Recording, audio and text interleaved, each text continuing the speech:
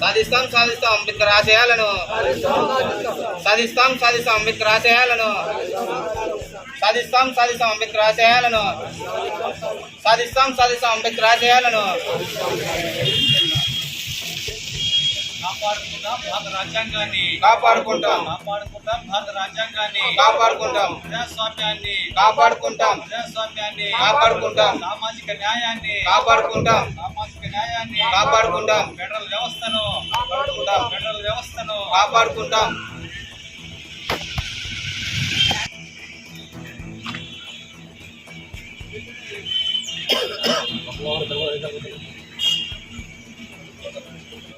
CPI CPM Congress party నాయకుల ఆధ్వర్యంలో అంబేద్కర్ గారి జయంతిని పూలమాలలు వేసి ఘనంగా జరుపుకోవడము కోసిగిలో గొప్ప సంతోషకరమైన విషయమని తెలియజేస్తున్నాము. అలాగే ప్రజలందరూ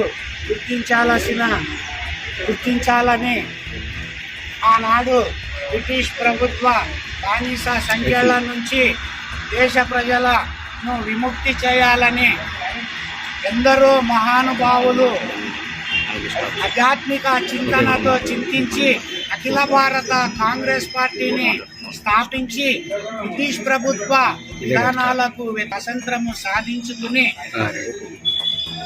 దేశవ్యాప్తంగా ప్రజల ప్రాథమిక హక్కులను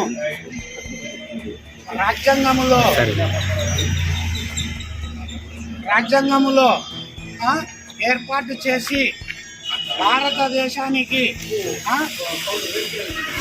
భారత రాజ్యాంగము చట్టరూపము చేసి భారత రాజ్యాంగ నిర్మాత డాక్టర్ భీమ్రావ్ అంబేద్కర్ గారు మరి కొంతమంది దళితుల వాళ్ళకి మాత్రమే అంబేద్కర్ అని చెప్పేసి ప్రచారాలు నిర్వహిస్తున్నారు. మరి వారికి ఒకటే సూటిగా సమాధానం చెప్తున్నాను, అంబేద్కర్ కేవలం దళితవాడు కాదు, అందరి వాడని చెప్పేసి మీరు అందరూ తెలియజేసుకోవాలి.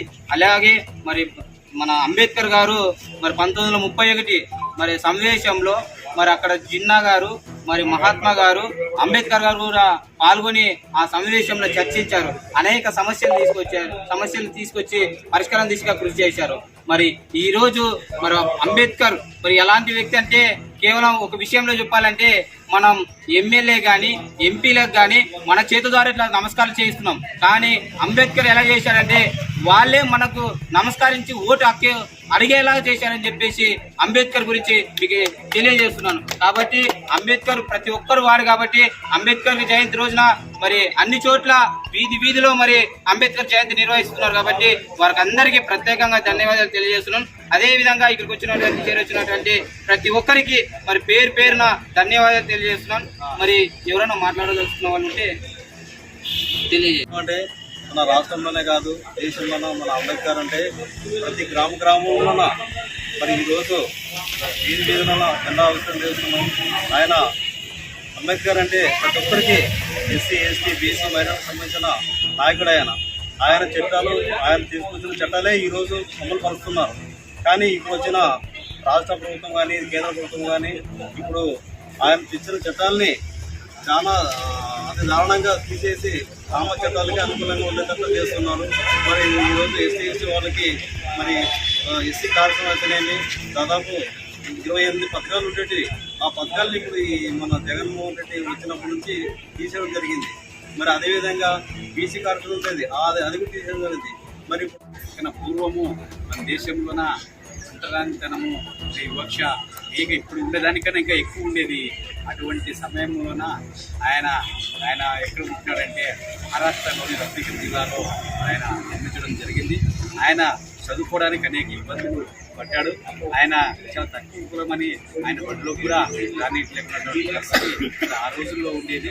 అయినా కూడా పిల్లలతో చదువుకొని మరి ఉన్నత చదువుకుని మరి సెలవుల్లో మరి సొంత గ్రామానికి వెళ్తే మరి అటువంటి గ్రామానికి వెళ్ళేటప్పుడు జట్కాలు వెళ్తుంటే జట్కాలన సుట్టుకేసుకుంటూ వెళ్తుంటే జట్కా ఆయన ఏ కులం అనిపిస్తానికి ఆయన ముందుది దాచిపెట్టుకోకుండా చెప్పాడు, నాది కులం అండి, నేను తక్కువ కులం అనిపిస్తుంది జట్కా ఆయన కిందికి